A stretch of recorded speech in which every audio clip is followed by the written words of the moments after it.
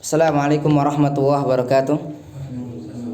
Bismillahirrahmanirrahim. Alhamdulillah alladzi faddala bani Adam bil ilmi wal amal ala jamil alam. Wassalatu wassalamu ala Muhammad sayyidil arabi wal ajam wa ala alihi wa sahbihi nabil ulum wal hikam. Amma ba'du. Saya hormati segenap ustadz-ustadzah PPTQ Manarul Islam, yang saya muliakan segenap para santri dan para santriwati, segenap undangan yang hari ini hadir ya dalam rangka untuk menghayu bagio ikut berbahagia dengan milad PPTQ Manarul Islam yang ke-11. Malah yang pertama tentunya saya mengajak kepada pribadi saya dan kepada antum-antuna semuanya, kita senantiasa tidak pernah lupa bersyukur kepada Allah Subhanahu wa taala, karena bersyukur adalah salah satu di antara tanda seorang ini menjadi hamba yang sebenar-benarnya. Hamba yang benar-benar hamba Allah adalah hamba yang bersyukur. Waskuru ni'matallahi in kuntum iyyahu ta'budun. Dan bersyukurlah kalian kepada nikmat Allah, atas nikmat Allah, jika kalian hanya menyembah kepada Allah Subhanahu wa taala. Ikhwati wa akhwati rahimakumullah, saya tidak akan lama-lama ya menyampaikan materi atau menyampaikan tentang tausiah ini, karena saya tadi sudah memborong semuanya ya, dari mulai launching logo, dari kemudian apa tadi, khatmil Quran, kemudian apa ini sampai kepada tausiah tadi, sambutan direktur mewakili pesantren. Ada dua hal saja yang saya sampaikan. Pertama, mengenai hari ini kita merayakan atau kita mengingat ya perjalanan dulu yang bernama Geria Quran Manarul Islam Surakarta hingga menjadi hari ini berubah menjadi nama PPTQ Manarul Islam Indonesia terkait milad yang ke-11. Maka poin yang pertama, bagaimana cara kita menyambut milad Manarul Islam yang ke-11 ini. Maka ada tiga cara menyambutnya. Yang pertama adalah dengan cara kita paling penting, yaitu mensyukuri nikmat Allah Subhanahu wa taala. Jadi nikmat Allah Subhanahu wa taala, dan salah satu nikmat yang diberikan adalah kita masih punya eksistensi. Betapa banyak ya. Ini sejarah mengatakan bahwa di sekitar kita, ini Ustaz Mukminah pasti pengalaman ya. Beliau ini kan berpindah-pindah pesantren, kemudian juga pernah mengajar di Baitus Salam, mengajar di Tanwirul Fikr, kemudian mengajar di Manarul Islam, banyak punya pengalaman, tahu ya. Jadi banyak di sekitar ini pesantren yang mereka tumbuh, kemudian setelah itu tidak ada kaderisasi, kemudian berhenti, banyak ya, bukannya satu, banyak ya. Oleh karena itu kita masih diberikan umur yang 11 tahun ini, kita syukuri ya. Kenapa kita syukuri? Supaya dengan kita bersyukur umur kita semakin bertambah. La in syakartum la azidannakum.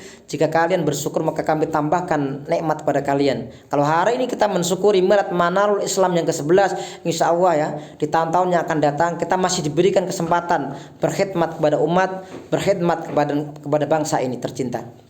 Yang kedua, cara kita menyambut milad yang ke-11 adalah dengan cara kita menyiapkan rencana untuk masa depan yang lebih baik. Jadi kita bukan hanya mensyukuri saja ya, kita mensyukuri.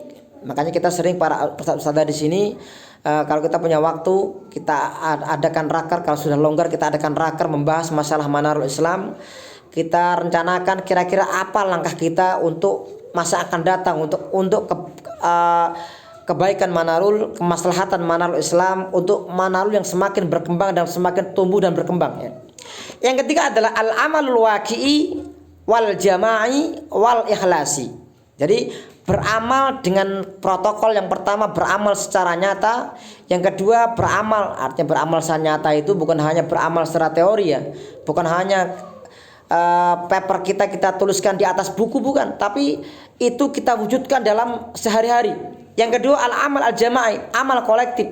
Mari saya mengajak kepada para asatidzah, termasuk para hadirin dan hadirat di undangan yang hadir di sini ya, yang hadir dalam kesempatan kali ini, kita beramal jama'i bersama-sama. Bagaimana ada yang punya kelebihan harta, bantulah Manarul dengan harta. Punya kelebihan, punya ide yang segar, bantulah Manarul dengan ide yang brilian. Punya tenaga yang kuat, bantu Manarul dengan kekuatan yang kita miliki. Apa yang kita punya, monggo saya mengajak kepada mengetuk hati para kaum muslimin muslimat untuk kita berjuang bersama-sama untuk Manarul Islam. Kemudian al-ikhlasi, ya enggak kalah pentingnya ya. Jadi beramal dengan ikhlas. Karena amal apapun kita lakukan, kalau tidak dilandasi keikhlasan, maka dia akan menjadi sia-sia. Itu poin yang pertama, bagaimana kita menyambut milad yang ke-11 Pondok Pesantren Tahfidzul Quran Manarul Islam Indonesia. Yang terakhir, yang kedua, akan kami kutipkan sedikit ya tentang, akan kami sampaikan sedikit tentang keluarga yang ideal dalam Mars Manarul tadi, yang tadi kita sama-sama kita dengarkan. Keluarga ideal adalah keluarga Quran. Maka kami akan menyampaikan kira-kira kalau keluarga itu keluarga Quran, seperti apa implementasinya. Apa yang perlu kita siapkan dengan keluarga Qurani? Yang pertama adalah la yauma illa ma'al Quran. Tidak ada hari kecuali hari bersama Quran. Mari saya mengajak pada diri saya khususnya ya. Tiap hari kita harus bersama Al-Quran ya. Kalau kita sehari nggak punya kuota, kuat nggak? 24 jam nggak punya kuota. Satu kadang herannya, ada orang yang jangankan sehari ya, 1 jam nggak punya kuota, itu kepala pusing bukan main. Tapi kalau nggak murojaah, nggak ngaji selama 1 bulan, selama setahun nggak pernah ngaji, itu banyak orang yang masih nyantai. Oleh karena itu mari setiap hari kita awali dengan Al-Quran dan kita tutup dengan Quran.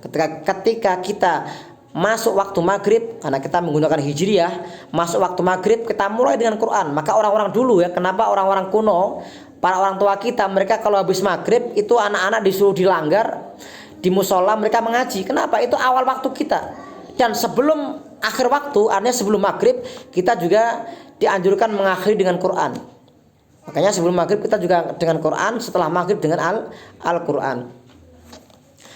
Yang kedua, keluarga Quran adalah keluarga yang senantiasa merindukan syafaatul Quran. Rasul mengatakan, iqra'ul Quran fa innahu ya'ti yaumal qiyamati syafi'an li ashabi. Bacalah Al-Quran karena Quran pada hari kiamat dia akan memberikan syafaat bagi orang yang membaca. Maka kalau kita cinta Quran, kita baca Quran, insya Allah ya, Quran nanti akan memberikan pertolongan kita, syafaat pada kita semua di yaumul qiyamah. Yang ketiga adalah Al-Quran dalam keluarga, ketika itu menjadi keluarga Qurani, maka akan membentuk karakter sholahul fardi wal mustama, kesalehan secara individu maupun kesalehan secara sosial. Makanya saya mengajak kepada panjenengan semuanya, para santri santriwati dan kita semuanya, bahwa jadilah kita ini orang yang soleh. Tapi soleh bukan hanya soleh secara individual, kita banyak sholat, banyak puasa, banyak sedekah, banyak bersolawat dan seterusnya. Tetapi kita juga soleh secara individu maupun secara masyarakat, kita juga harus membaur dengan mereka ya. Jangan sampai kita ini orang yang soleh secara amal ibadah kepada Allah, tapi kemudian dengan masyarakat kita menjadi orang-orang yang tidak peka kepada mereka. Yang keempat adalah keluarga Quran, keluarga yang ideal, keluarga idaman. Itu artinya adalah mari kita bersama-sama memasyarakatkan Quran dan mengqurankan masyarakat. Bagaimana masyarakat ini, mereka setiap rumah-rumah di rumah masyarakat kita, bukan satu RT satu rumah Quran, bukan, tapi setiap rumah memang harus ada orang yang membaca Quran di situ. Maka Rasul mengatakan, al baitul ladzi la tuqra'u fihi suratul Baqarah kal baitil kharib. Rumah yang di dalamnya tidak dibacakan surah Al-Baqarah itu seperti rumah yang roboh. Bayangkan coba, satu surat saja itu seperti rumah yang roboh. Bagaimana kalau kita tidak membaca seluruh Al-Quran Karim? Kita nggak bisa bayangkan. Dan yang terakhir, sebagai penutup tausiah saya ini, kita harus senantiasa bangga dengan Al-Quran, bangga di awal hingga akhir kita. Artinya dalam segala segmen kehidupan kita harus bangga dengan Quran. Maka orang-orang Palestina, mereka ditanya, "Hai ya fulan, Anda itu pekerjaannya apa?" Mereka mengatakan, "Saya adalah seorang penghafal Quran, kebetulan seorang dokter. Saya penghafal Quran, kebetulan saya seorang insinyur. Saya penghafal Quran, kebetulan saya seorang kontraktor. Saya penghafal Quran, kebetulan saya seorang pedagang. Saya penghafal Quran, kebetulan saya seorang dokter," misalkan. Mereka selalu menempatkan yang awal adalah Quran. Kalau orang Indonesia kebalik, saya seorang dokter kebetulan hafal Quran. Hafal Quran kok kebetulan. kayaknya meremehkan bagaimana perjuangan kita menghafal. Kita jangan hanya melihat mereka orang-orang yang hafalannya lancar ya, tapi kita lihat bagaimana perjuangan mereka. Perjuangan mereka sampai lancar seperti itu, bagaimana perjuangan mereka. Jangan hanya melihat ya hasil yang sudah jadi. Oleh karena itu mari ya, saya ingin memberikan semangat kepada diri saya khususnya, kepada para panjenengan semuanya, mari kita harus senantiasa senang, cinta kepada Quran. Quran kita tempatkan sebagai imam kita, bukan Quran di belakang kita, tapi imam kita. Kalau Quran mengatakan A, kita mengatakan A. Quran mengatakan B, kita mengatakan B. Sehingga kita termasuk di antara umat-umat Rasulullah yang senantiasa Rasul mengatakan, taraktu fikum amroini lan tadillu ma tamassaktum bihi ma kitaballah wa sunnatun nabi. Aku tinggalkan untuk kalian dua perkara. Kalian tidak akan tersesat selama kalian berpegang pada dua hal itu, yaitu kitaballah wa sunnatun nabi, yaitu kitab Allah dan sunnah nabinya. Semoga hari ini hari bersejarah kita bersama Manarul Islam di miladnya ke-11 dengan nama yang baru. Semoga nama baru, semangat baru, dan kemudian tentunya banyak ya hal-hal yang nanti kita lakukan yang lebih baik dan lebih meningkat, yang masa akan datang lebih baik dari hari ini. Demikian aku qouli hadza. Mohon maaf jika banyak kekurangan. Astaghfirullah li wa lakum wa anad'u lakumus salamah wat taufiq wal inayah wal maghfirah war ridwan. Wassalamualaikum warahmatullahi wabarakatuh.